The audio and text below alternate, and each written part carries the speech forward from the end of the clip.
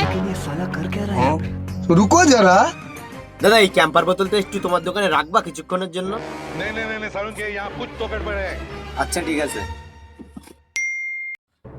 দাদা কিছুক্ষণ আগে দোকানে একটা দাদা বসেছিল না, সে কোথায়?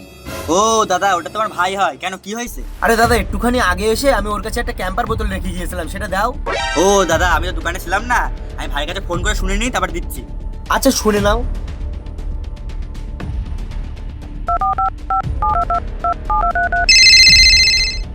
হ্যালো ভাই। হ্যাঁ দাদা বল। কিছুক্ষণ আগে কি তোর কাছে কেউ এসে ক্যাম্পার বোতল দিয়ে গেছিল?